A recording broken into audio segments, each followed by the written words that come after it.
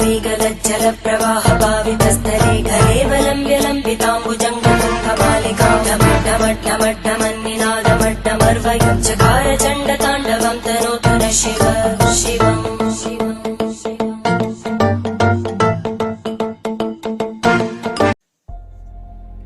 हर हर महादेव। मैं Shivani Durga the Rajendra Vishal Negi show के माध्यम से आप सभी तक एक मैसेज पहुंचाना चाहती हूँ। वो मैसेज ये है कि हमारे समाज में हम अपने आसपास में बहुत सारी बुराइयां देखते हैं, कुरीतियां देखते हैं, उसके बारे में बात तो बहुत करते हैं बट एक्शंस नहीं लेते। तो मुझे लगता है कि हमें बात करने की बजाय एक्शंस लेने चाहिए, बिकॉज हमारी सरकार, मोदी जी ने हमारे हाथ खोल रखे हैं इस चीज को लेकर के कि कहीं पर भी आपको ऐसा जुर्म होता दिखता है या कन्वर्जन होता दिखता है, आपको हिंदू का अपमान करते कोई देखते हैं आप किसी को, आप इमीडिएटली एक्शन लीजिए। आप ये मत सोचिए कि वो हम उसे जानते नहीं हैं, वो कौन है, हमें क्या लेना देना। डोंट डू दैट, क्योंकि ये सिचुएशन आपकी खुद की भी कल को हो सकती है, आपके बच्चों के साथ ये सिचुएशन हो सकती है, और हो सकता है दूसरे जो लोग देख रहे होंगे वो भी ये सोचे कि हमें इससे क्या लेना देना। हर हिंदू हिंदू की आवाज बने, एक दूसरे हिंदू की आवाज बने, किसी हिंदू को अपने आप में कमजोर महसूस ना हो, कहीं पर भी हो देश में, वो अपने आप को सशक्त महसूस करना चाहिए।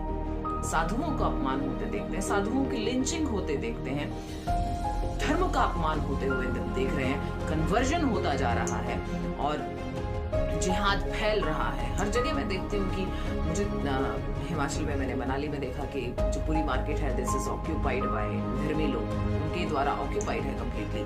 ये लोग जमीनें एक्स्ट्रा पैसा देकर के खरीदते हैं और सामान कम दामों में बेचते हैं। Can you understand the way they are working? कैसे वो अपने पैर अंदर घुसा रहे हैं, और इसका खामियाजा हिंदू को भुगतना पड़ेगा। अगर हम अभी भी सचेत नहीं हुए तो इसका खामियाजा हिंदू को भुगतना पड़ेगा।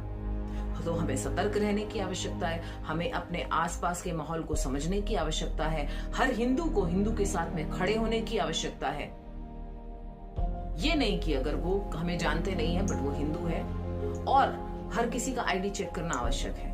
आईडी चेक कीजिए, आईडी चेक करके आप सामान खरीदिए, हिंदुओं को आप ज्यादा बढ़ावा दीजिए, क्योंकि हमारा पैसा, हिंदुओं से लिया गया पैसा बाहर विदेशों में जाता है, उससे आतंकवाद को बढ़ावा दिया जाता है, उससे आतंकवादी पाले जाते हैं उसी पैसे से, और फिर वही आतंकवादी हिंदुस्तान में भेज करके हिंदुओं का हनन किया जाता है।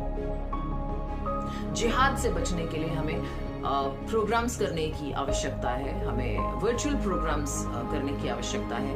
मुझे लगता है कि अगर हम वर्चुअली, क्योंकि अब वर्चुअली हम सभी से कनेक्टेड हैं पूरे वर्ल्ड में, वेब के थ्रू हम सबसे कनेक्टेड हैं, तो एक बहुत अच्छा माध्यम है सबके अंदर अवेयरनेस लेकर के आने का। हमें इस तरह के कुछ प्रोग्राम्स ऑर्गेनाइज करने चाहिए टाउन्स में, सिटीज में, रूरल एरियाज में, स्मॉल विलेजेस में, कि जहां पर वो अवेयरनेस आ सके। और इसके अलावा स्कूल्स, कॉलेजेस में हमें शिक्षा पद्धति में थोड़े बदलाव लाने की आवश्यकता है।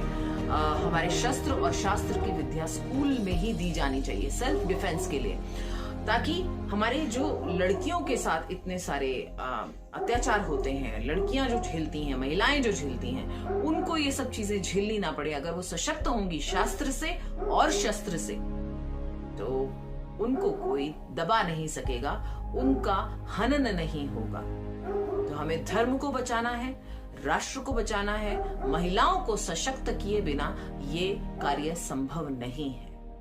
तो महिलाओं को सशक्त कीजिए, महिला शक्ति है, और अगर शक्ति का हम सशक्तिकरण करते हैं, उसके साथ में खड़े हो जाते हैं, देवताओं ने भी माँ दुर्गा को जाकर के अपने सभी जो आयुध हैं वो दिए थे, तब जाकर के उन्होंने महिषासुर का संहार किया, रक्त बीज का संहार किया।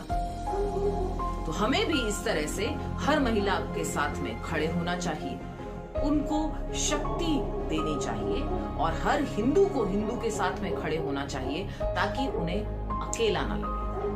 बस यही मैं इस चैनल के माध्यम से कहना चाहती थी।